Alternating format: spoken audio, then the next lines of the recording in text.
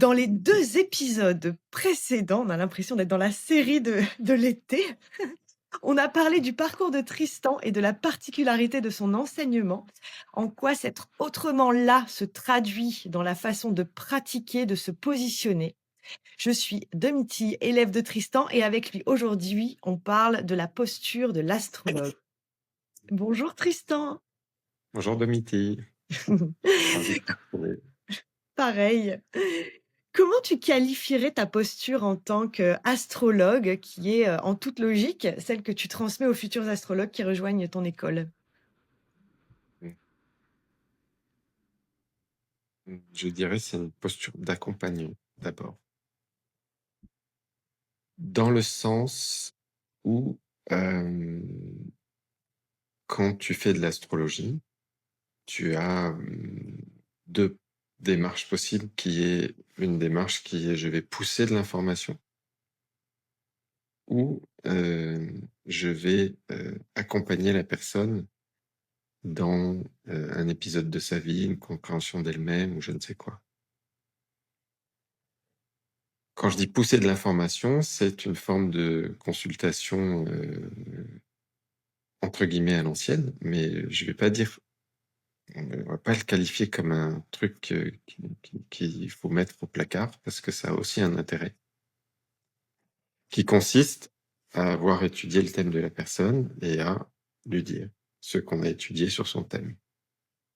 Donc ça, c'est une posture d'astrologue qui a une posture de sachant, sur la personne et qui va lui délivrer de l'information sur elle-même, avec très peu de feedback.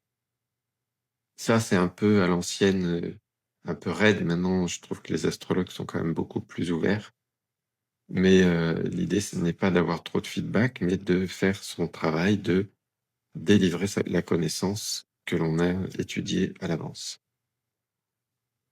Moi, j'ai pas du tout cette posture-là, je le fais très rarement. Quand quelqu'un arrive et n'a aucune question, je fais une découverte du thème astral dans les grandes lignes, mais j'irai pas sur, des sujets pointus, des sujets qui fâchent, des prédictions, des choses comme ça. Parce que pour moi, ces sujets-là ont besoin d'être, ce sont des champs qui ont besoin d'être ouverts en conscience. Et en conscience veut dire à minima que la personne se soit posé une question.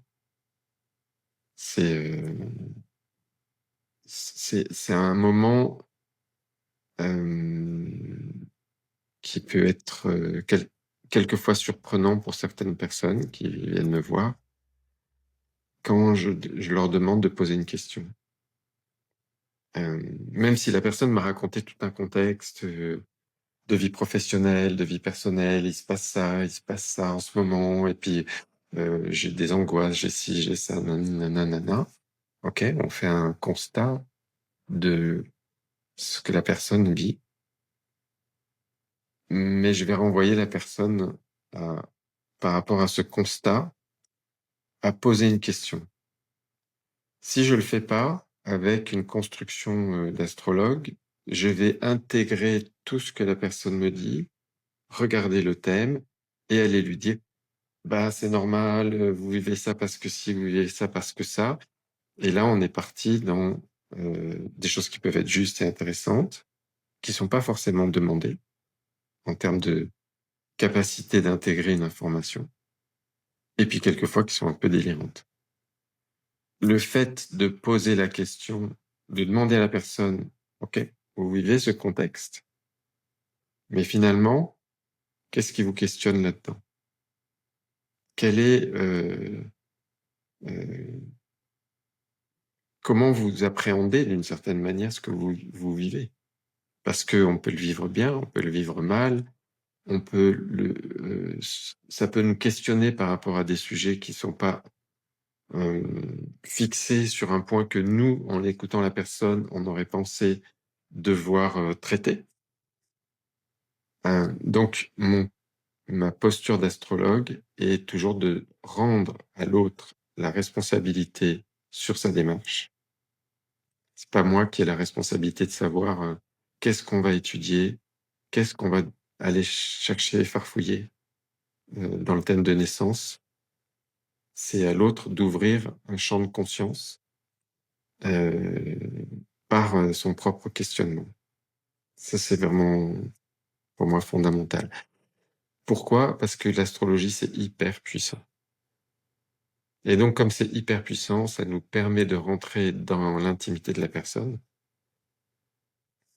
de faire effraction, là où elle n'a pas forcément envie d'être dérangée, et que le fait de poser une question en amont, de demander à l'autre de poser une question, c'est lui dire délimite. Voilà, moi je veux que tu délimites, que tu m'obliges à ne pas aller là où tu ne veux pas aller et que tu me fixes des limites autour desquelles je vais pouvoir t'accompagner, aller chercher des choses dans ton thème de naissance, étudier quelque chose dans ce que tu es en train de vivre. Donc, je pense que ma posture d'astrologue, elle se caractérise par ça. Pour revenir sur un épisode précédent, ça, c'est vraiment du autrement, d'avoir amené ça. Et c'est très, très difficile, hein, parce que quand on a le thème de naissance de quelqu'un sous les yeux, on a envie de raconter plein de trucs. Mais si ce champ-là n'est pas ouvert, c'est pas forcément juste. Et même avec cette conscience-là et cette pratique répétée, etc., je peux déborder, hein. Que c'est une vigilance de tous les instants. Oui. Tu nous racontais aussi que, bah, donc tu ne prépares pas les thèmes, en amont. Tu viens de l'évoquer parce que, moi je trouvais ça très juste ce que tu nous avais dit aussi, c'est que en amont, de préparer en amont et j'avoue que c'était mon cas avant de te rencontrer. Tu te fais une fausse idée de la personne avant qu'elle arrive. Tu te fais ta propre interprétation et puis tu arrives là plein de suppositions par rapport à la personne que tu as en face de toi et tu nous disais que, mais de ne pas préparer, il faut aussi être prêt à être sans filet et parfois alors tu dis que ça t'arrivait, de moins en moins souvent, mais enfin, rarement, mais et d'oser dire à un moment: «Je ne sais pas» et l'astrologie n'explique pas tout, non plus. Oui. Alors, c'est vrai que je ne prépare pas en amont le thème. C'est lié aussi à des années d'expérience. Je le conseillerais pas à quelqu'un qui débute. Ah oui, OK. Il faut faire ses gammes. Ouais. Quelqu'un qui débute, il va étudier le thème pendant 3 jours, ou Oui, 4 jours, ou une semaine, et il va faire une consultation de 3 heures. oui, c'est ça. Voilà, On est tous passés par là. on passe tous par là. Donc, je ne conseillerais pas à quelqu'un qui débute de ne pas préparer en amont. OK. Ah, c'est intéressant ce que tu dis. OK. Oui, c'est pas un dogme. Ouais, Ce d'accord. serait mettre la personne devant un précipice sans filet, Oui. sans parachute. Bah, oui, oui, oui. Voilà.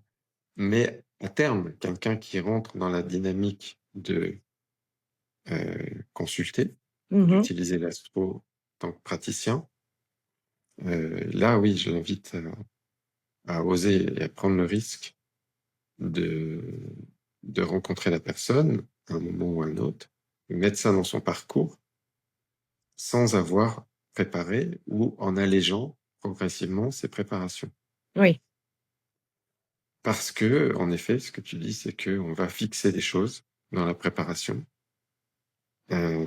qui, soit sur ce qu'on a regardé, qu'on a voulu étudier, ne seront pas questionnées, soit seront perçues et vues comme dans une forme qui n'est pas la forme que la personne vit. Mmh. J'ai un exemple qui me vient en tête, qui date d'hier, une consultation d'hier. Donc, je l'ai pas préparé à l'avance, mais j'ai fait une forme d'interprétation du... Alors, attends, je me le remets bien en mémoire. De la balance en maison 5 ou 6, je ne sais plus. Oui, c'est ça. C'était quelqu'un qui avait la lune noire en bélier en maison 11. Lune noire, bélier, 11.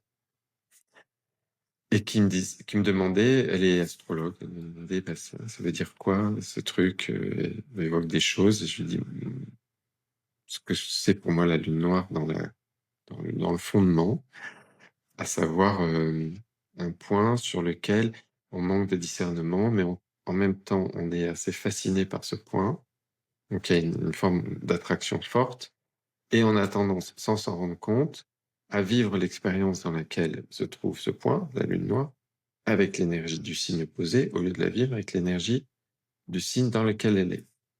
Et donc j'évoque, parce qu'elle avait raconté des choses dans lesquelles elle se mettait en 4 pour les autres, en maison 11, donc pour, être utile socialement.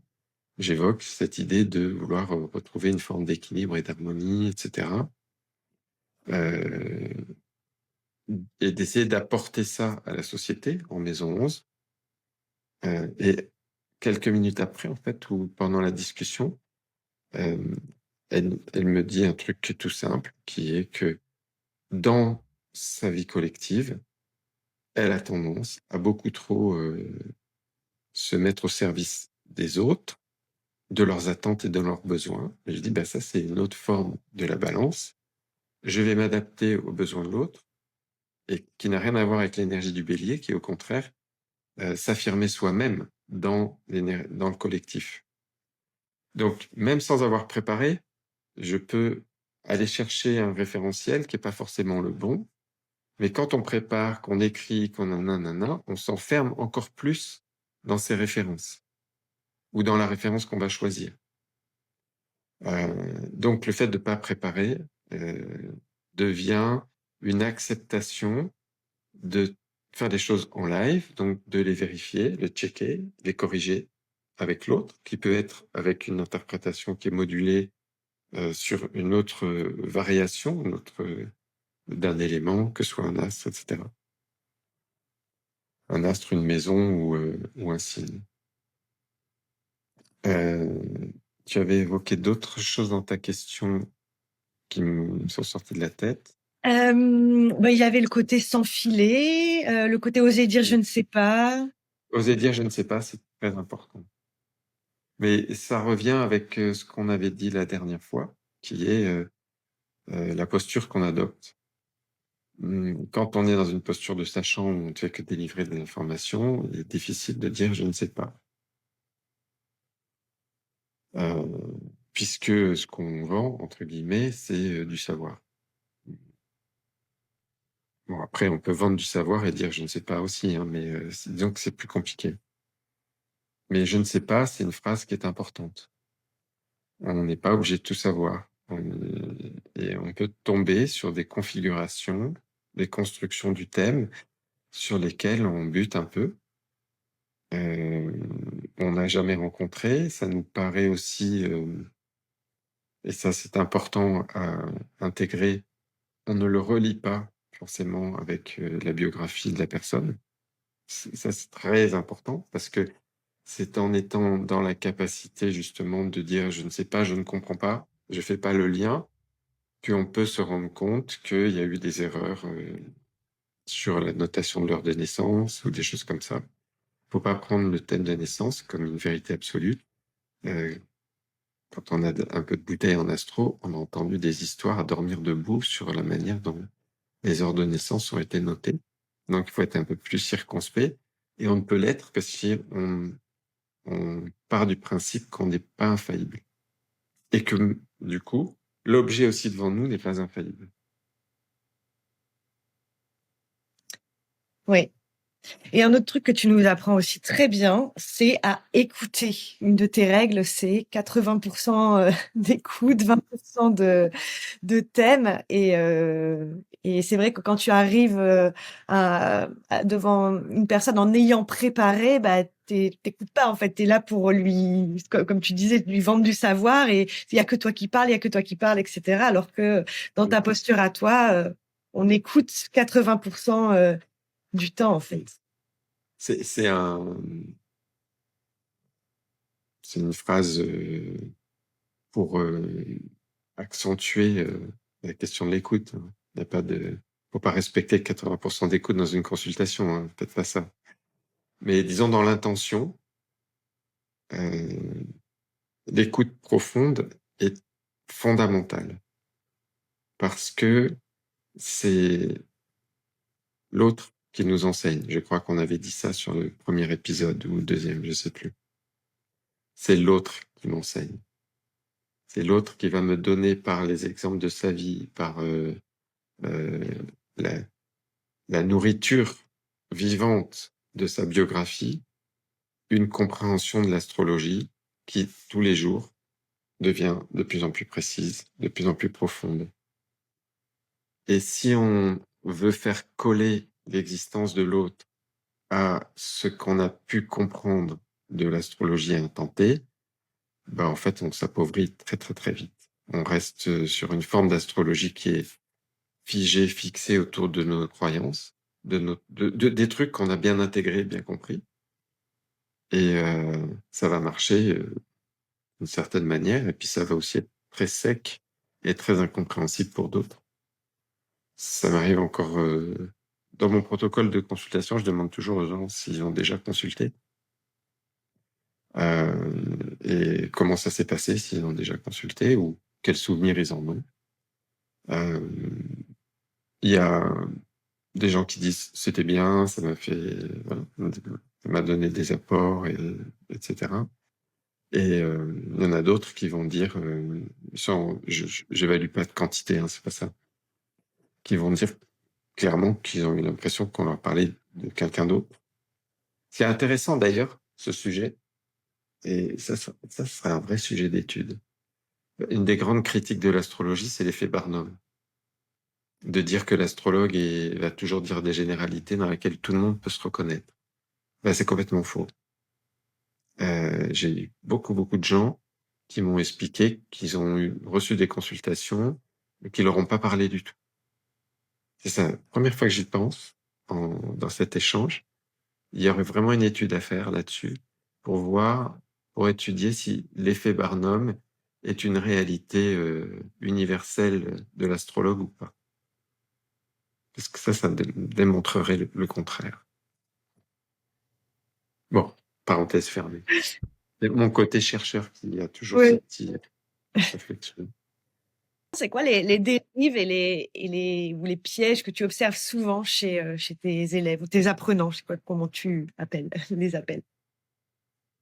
Alors, il y en a un qui est majeur, c'est de vouloir interpréter trop de choses à la fois. Celui-là, c'est difficile, hein, l'astrologie, c'est un langage. Et donc, il faut l'apprendre comme un langage. Et quand on apprend, par exemple, à écrire à l'école, qu'on fait nos premières rédactions, hop, on arrive CE1, racontez-moi vos vacances. On est censé avoir appris à écrire, etc. Si on commence à faire des phrases qui font 200 mots, on est à peu près sûr, à moins d'être un petit génie, de faire n'importe quoi, de faire des contresens, d'avoir une structure syntaxique incompréhensible. Donc, on apprend à la petite école à faire des phrases simples avec sujet, verbe, complément, et puis on verra après pour les phrases et les structures plus complexes. Et ben, en astrologie, je trouve qu'on on, on refuse de faire ça. On veut tout de suite rentrer à l'université et faire des romans et des dissertations très complexes, etc. Et ça, je reviens souvent là-dessus. D'ailleurs, quand on fait des ateliers, des choses comme ça, je répète ça souvent. Faites vos interprétations avec 2 à 3 éléments en même temps, pas plus. Et quand vous aurez ces phrases-là bien construites, un astre, une maison, un signe, ou tiens, je constate un carré entre deux astres, un aspect qui m'appelle, ben voilà, j'ai 2 astres plus un aspect, une relation entre eux. Je vais étudier que ça. Et quand j'aurai compris ça, je vais commencer à rajouter, ah ben tiens, mais ça se passe où? Dans quelle maison? Et je commence. Je fais une autre phrase. Et puis après, j'en fais encore une autre. Et là, je développe, mais je prends le temps de développer.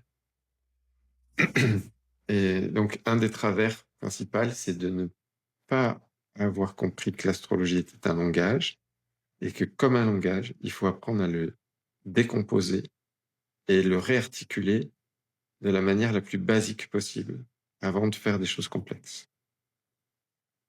Et quand on capte ça et qu'on y va doucement, c'est comme en musique en fait. La musique, si on veut aller vite, il faut aller très lentement. Très, très, très, très lentement. Sinon, on ne fait que accumuler des petites fautes, des petites erreurs de construction, parce qu'on veut aller vite, qui fait que on maîtrise pas. Donc, la maîtrise vient de la lenteur au départ. Et la lenteur en astrologie, c'est, est-ce que j'ai bien compris ce que c'est que la Lune en Capricorne? Avant de vouloir faire la Lune en Capricorne, maître de, je sais pas quoi, la maison 3, tatati tatata, patati tatata. Ça, Ouais. c'est un point majeur. Et même en ayant, plusieurs années, d'astro et d'intégration, de savoir, tu nous aides à revenir aux bases, mais d'une manière, voilà, essentielle. Reviens aux bases, aux bases, aux bases, aux bases. Et rien qu'avec les bases, tu nous prouves, en fait, à quel point déjà, il y a presque tout, quoi. Ah oui, les bases, l'astro est tellement puissante et que les bases sont hyper effectives, enfin, elles sont déjà révélatrices d'énormément de choses. Qu'est-ce que tu attends, ou espères d'un astrologue formé à ton école? Alors, rien. Rien dans le sens où j'ai pas d'attente pour moi-même et que euh, je forme des gens qui sont de nature très différente et que chacun va partir avec cet enseignement, en intégrer la part qui lui convient pour faire sa sauce. Ça, c'est important. Je, je n'ai pas prétention à formaliser un enseignement universel. Je propose quelque chose et chacun, en fonction de sa nature, va l'intégrer avec qui il est, ses outils, va en tirer le jus qu'il veut euh, pour pouvoir après utiliser l'astrologie avec sa propre personnalité. Ça, c'est pour la globalité, pour la généralité, etc. Si je forme des gens à la consultation, je mets un accent fort sur l'éthique. Ça, oui. À une époque, je faisais signer un document. Je ne l'ai plus fait, je le referai peut-être. C'est une forme de prise de conscience de la responsabilité que l'on a quand on consulte. Si je forme des gens en tant que formateur ou animateur, etc., dans le cadre de l'école, ça devient autre chose. Si c'est des gens qui veulent enseigner ce que je transmets ou le transmettre avec moi ou après moi, bah là, c'est une exigence de bien comprendre le travail que je fais. Ça ne veut pas dire qu'on ne peut pas l'amender, euh, le, l'étendre à des choses que je ne fais pas. Mais avec la rigueur de fond qui est on ne fait pas des choses gratuitement sans les comprendre, sans les avoir expérimentées. Et ça, c'est important. OK.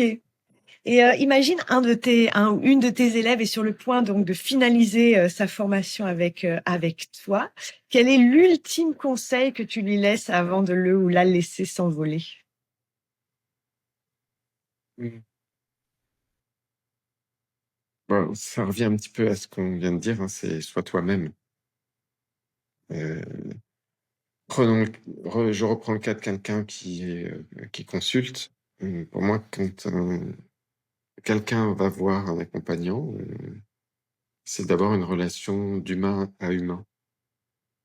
Donc, on reçoit en consultation des gens qui vont correspondre à l'énergie qu'on est capable de transmettre, à ce qu'on est capable de faire en tant que personne.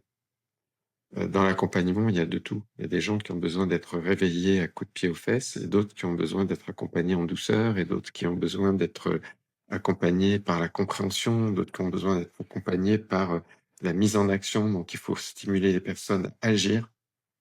Heu, Tout est bon dans le cochon et donc l'important, c'est d'être soi-même. On apprend dans une école des bases et des structures, mais ce qui va faire qu'ensuite on peut le faire vivre dans notre vie, c'est le fait de l'avoir, intégré en tant que personne, sans se trahir, en restant soi-même. Même si quelqu'un consulte d'une manière qui est pas la mienne, parce qu'il a une approche qui est différente, qui est un peu plus pushy ou je ne sais quoi, ça me dérange pas. Il faut tout pour faire un monde et du moment qu'il y a une forme d'éthique, et de prise de conscience de soi dans ce qu'on est en train de faire, c'est OK et puis s'il y a pas ça, j'y peux rien. Ouais, OK. Merci Tristan et à tout bientôt pour le 4e épisode dans lequel on parlera de l'expérience vécue par, tes élèves au fil des cours et des ateliers. Mmh. À bientôt. Merci Domiti, à bientôt.